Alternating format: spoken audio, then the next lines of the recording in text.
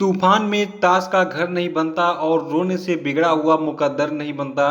दुनिया को जीतने का हौसला रखो, एक हार से कोई फकीर और एक जीत से कोई सिकंदर नहीं बनता। नमस्कार दोस्तों, आज की वीडियो में डिस्कस करेंगे हम 4 जून के सभी महत्वपूर्ण करंट अफेयर पे। देखिए, आज की वीडियो में टोटल हम 13 मोस्ट इंपॉर्टेंट करंट अफेयर चर्चा करेंगे और साथ में इनसे जुड़े जितने भी स्पेशल फैक्ट हैं उन पर पूरी डिटेल में चर्चा करेंगे। और देखिए, इस वीडियो के लास्ट में आपसे 5 क्वेश्चन पूछाएंगे, तो आपको इन पांचों प्रश्नों के जवाब भी देने हैं, तो शुरू से लास्ट तक वीडियो में बने रहिए। और इस वीडियो को पूरा देखने के बाद आप इसकी पीडीएफ फाइल जो है उसको भी डाउनलोड कर सकते हैं। नीचे डिस्क्रिप्शन बॉक्स में आपको इस वीडियो की पीडीएफ मिल जाएगी। और अगर आप चाहते हैं कि ऐसे ही वीडियोस के आपको ऑटोमेटिक नोटिफिकेशन मिलते रहें, तो चैनल को सब्सक्राइब करने के बाद जो बेल आइकन है इसको जरूर दबा दीजिएगा और वीडियो को लाइक और शेयर भी कर दीजिएगा।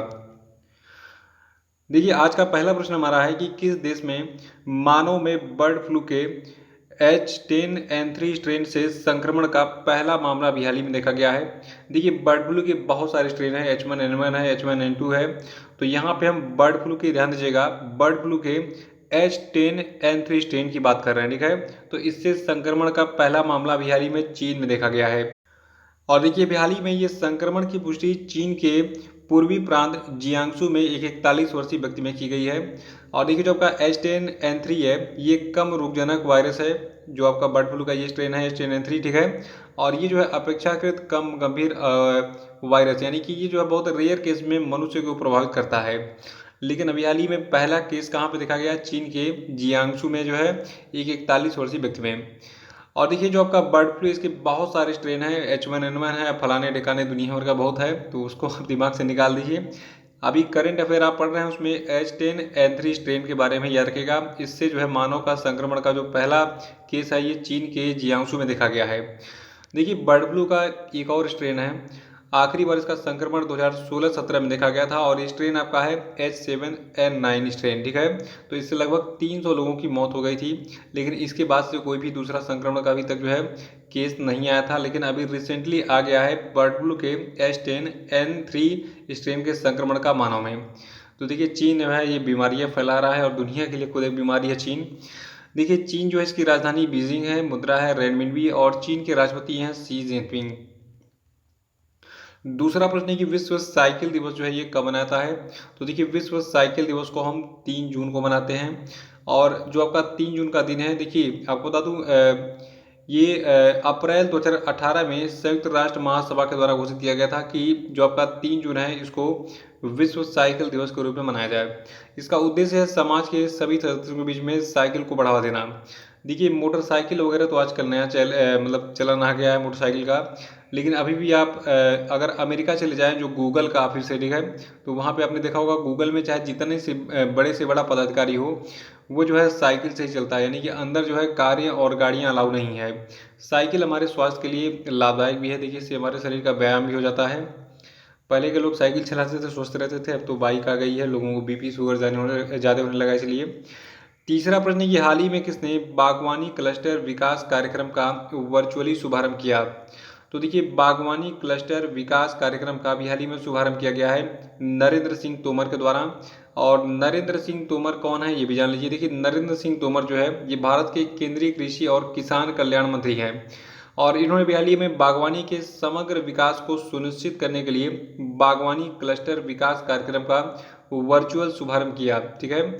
और देखिए, प्रायोगिक तौर पर जो आपका ये बागवानी क्लस्टर विकास कार्यक्रम है, तो इसको 12 बागवानी समूहों में लागू किया जाएगा। तो अगर एग्जाम में पूछा जाए कि बागवानी क्लस्टर विकास कार्यक्रम का वर्चुअल शुभारंभ किसने किया था हाल ही में, तो भारत के केंद्रीय कृषि मंत्री नरेंद्र सिंह तोमर ने किया था, ठीक है। चौथा प्रश्न है कि किस व्यक्ति को इजराइल का नया राष्ट्रपति चुना गया है?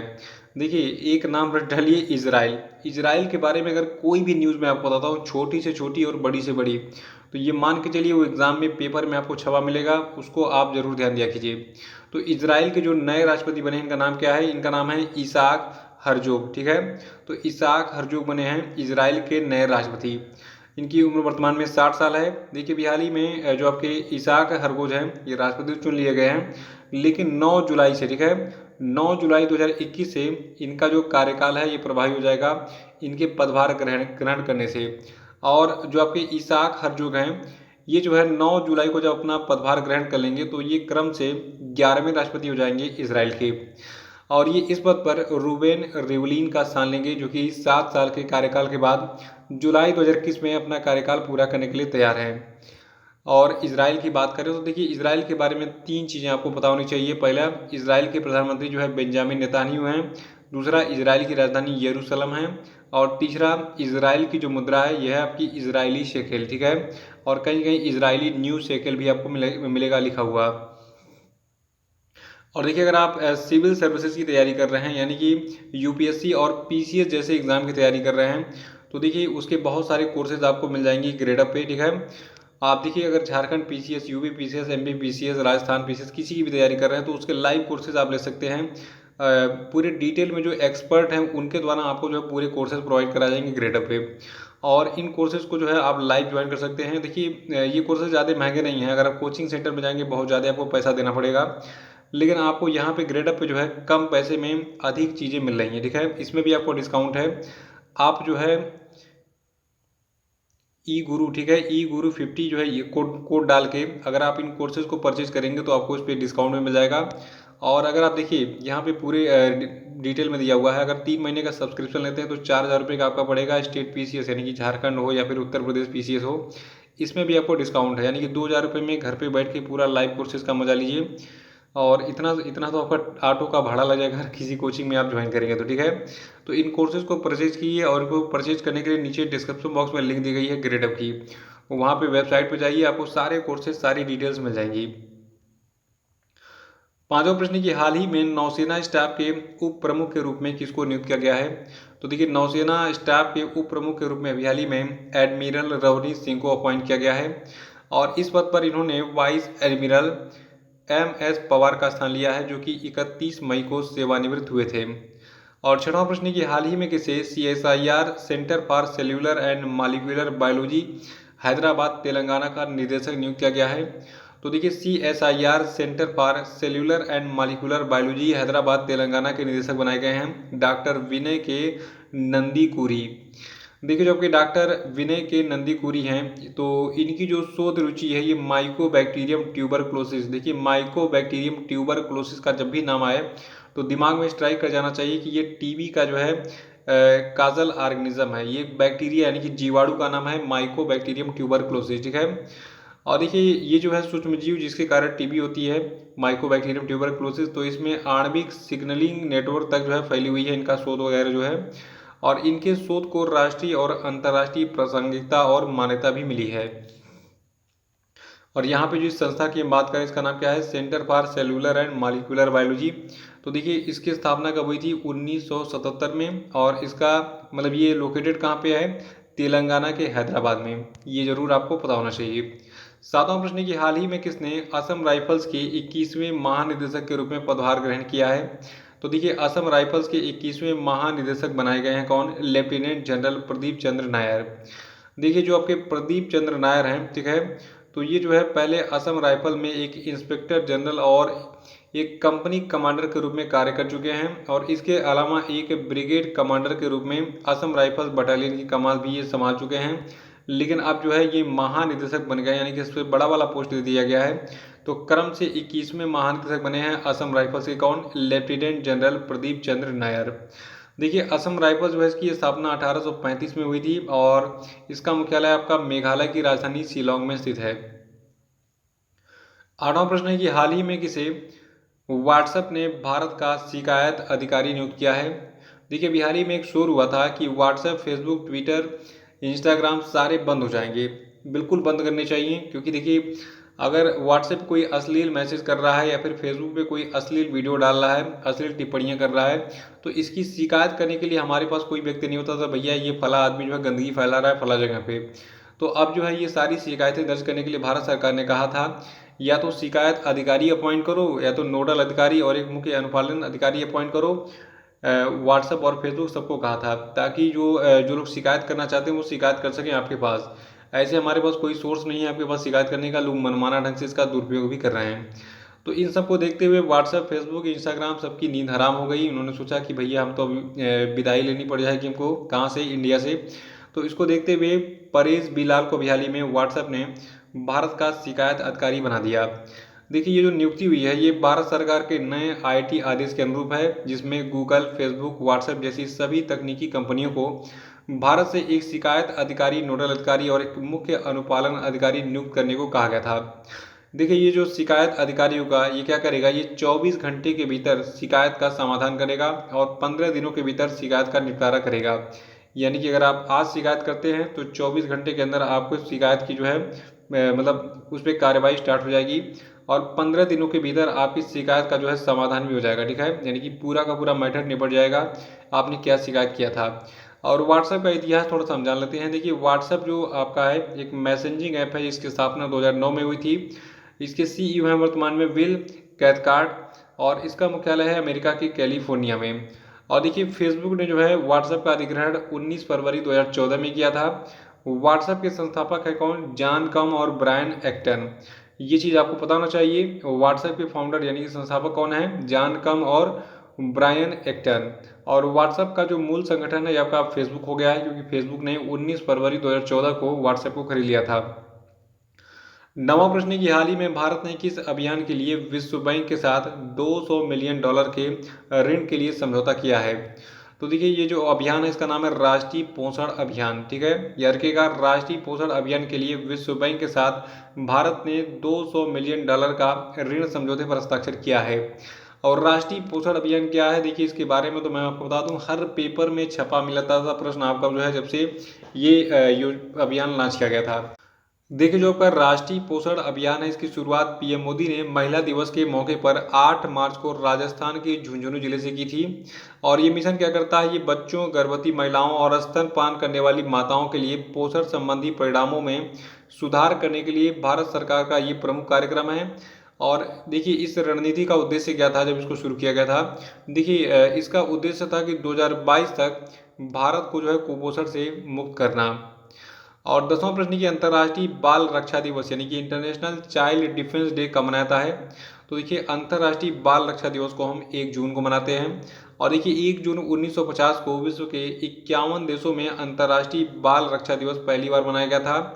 इसका उद्देश्य बच्चों के अधिकारों की रक्षा करने की ओर लोगों का ध्यान केंद्रित करना है, यानी कि आकर्षित करना है। 11वां प्रश्न की हाल ही में बिहार के मुख्यमंत्री नीतीश कुमार ने इंजीनियरिंग और मेडिकल कॉलेज में लड़कियों के लिए कितने प्रतिशत आरक्षण की घोषणा की है। तो देखिए अब बिहार की जितनी भी बेटियां होंगी उनको इंजीनियरिंग कॉलेज और मेडिकल कॉलेज में 33% सीटें जो है आरक्षित मिलेंगी। यानी कि 33% सीटों पर केवल और केवल लड़कियों के लिए जो है आरक्षण का मतलब एडमिशन का अधिकार होगा। और देखिए जो बिहार की सरकार है ये चाहती है कि जो इंजीनियरिंग कॉलेज हैं, मेडिकल कॉलेज हैं, तो इनमें लड़कियों की संख्या में इससे वृद्धि हो और इससे जो है लड़कियों में जो है उत्साह बढ़े, कॉन्फिडेंस बढ़े कि भैया चलो हमारे लिए इतनी सीटें आरक्षित हैं, हमें तो एडमिशन मिल ही जाएगा। और 12वां प्रश्न है कि किस राज्य सरकार ने हाल ही में घोषणा की है कि ऐसे अनाथ बच्चों के नाम 5 लाख रुपए सावधि जमा किए जाएंगे जिनके माता पिता में से कम एक की कोविड-19 से मृत्यु हो गई है। तो देखिए अगर आप महाराष्ट्र हैं तो एक चीज़ जान लीजिए, महाराष्ट्र राज्य में अगर माता पिता किसी में से जो है एक की मृत्यु हो गई कोरोना से, तो क्या होगा, वहाँ पे 5 लाख रुपए सावधि उनके खाते में, उनके बच्चों के जो है खाते में जमा किए जाएंगे। और इन बच्चों को जब तक वो बड़े नहीं हो जाते हैं, मतलब पैसे कमाने लायक न हो जाए, 18, 19, 20 साल, ठीक है, तब तक उनको 1125 रुपये मासिक भत्ता भी मिलेगा। महाराष्ट्र की बात कर लेते हैं। देखिए महाराष्ट्र की कैपिटल है मुंबई और महाराष्ट्र की जनसंख्या कितनी है, 11.42 करोड़। महाराष्ट्र के राज्यपाल हैं भगत सिंह कोश्यारी और महाराष्ट्र के मुख्यमंत्री कौन है, उद्धव ठाकरे। 13वां प्रश्न की केंद्रीय मंत्रिमंडल ने हाल ही में भारत और किस देश के बीच में सतत शहरी विकास के क्षेत्र में सहयोग के लिए समझौते को मंजूरी दी। तो देखिए केंद्रीय मंत्रिमंडल ने हाल ही में भारत और जापान के बीच में सतत शहरी विकास के क्षेत्र में सहयोग के लिए समझौतों की मंजूरी दी है। और समझौता ज्ञापन जो आपका ये हुआ है, ठीक है, किसके बीच में, भारत और जापान के बीच में। इसका मुख्य उद्देश्य भारत और जापान के बीच सतत शहरी विकास के क्षेत्र में तकनीकी यानी कि टेक्निकल सहयोग को मजबूत बनाना और इसके माध्यम से रोजगार के अवसर भी सृजित किए जाने का उम्मीद भी है भारत को। और जापान की बात कर लेते हैं। देखिए जापान के प्रधानमंत्री कौन है, योशिहिदे सुगा, ठीक है, योशिहिदे सुगा जो है जापान के प्रधानमंत्री हैं। जापान की राजधानी टोक्यो है, करेंसी जैपनीज येन है और जनसंख्या है 12.63 करोड़। तो ये थे आपके आज के सभी महत्वपूर्ण करंट अफेयर और हम बात करेंगे आज के सभी क्वेश्चन अपडेट पे। देखिए कल बहुत सारे लोगों ने जो है मुझे जन्मदिन पर बधाइयाँ दी, तो आप सभी लोगों को बहुत बहुत धन्यवाद। और अब हम बात करेंगे आज के सभी क्वेश्चन अपडेट पे। देखिए पहला प्रश्न आपके लिए क्या है, पहला प्रश्न है कि हाल ही में किस भारतीय मुक्केबाज ने ASBC एशियाई मुक्केबाजी चैंपियनशिप में 91 किलोग्राम भार वर्ग में स्वर्ण पदक जीता है, नाम बताइए इनका। दूसरा प्रश्न है कि राष्ट्रीय मानवाधिकार आयोग के नए अध्यक्ष कौन बने हैं, नाम बताइए। और तीसरा है कि इंडियन ब्रॉडकास्टिंग फाउंडेशन ने digital media content regulatory council का नया अध्यक्ष किसको बनाया, बताइए। चौथा है कि अफगानिस्तान क्रिकेट टीम के नए कप्तान कौन बने, इनका नाम बताइए। पांचवा प्रश्न की कप्पा और डेल्टा क्या है, बताइए जल्दी से। और अब हम बात करेंगे कल के पूछे गए सभी क्वेश्चन अपडेट के सही उत्तरों की। देखिए क्वेश्चन का पहला प्रश्न था कि विश्व दुग्ध दिवस कब मनाया जाता है, तो ये 1 जून को मनाया जाता है। और दूसरा था कि वैश्विक मातृ पितृ दिवस जो है ये कब मनाया जाता है, तो ये भी आपका 1 जून को ही मनाया जाता है। और तीसरा था कि लैंग्वेज ऑफ ट्रूथ एसे 2003-2020 जो है ये किसकी लिखी पुस्तक है, तो ये सलमान रुश्दी की लिखी पुस्तक है। और चौथा था कि star gazing the players in my life किसने लिखा है, तो इसको लिखा है रवि शास्त्री ने। और पांचवा था कि सावरकर अ कॉन्टेस्टेड लीगेसी नामक पुस्तक किसने लिखा है, इसको लिखा है विक्रम संपत ने। तो इसी के साथ ये वीडियो ही समाप्त होता है। वीडियो कैसा लगा कमेंट बॉक्स में जरूर बताइए। और जो हमारा फेसबुक पेज है, टेलीग्राम चैनल है, इन दोनों की लिंक डिस्क्रिप्शन बॉक्स में मिल जाएगी, वहाँ पर क्लिक करके इसको ज्वाइन भी करिएगा। तो इसी के साथ बहुत बहुत धन्यवाद। Thank you and have a nice day.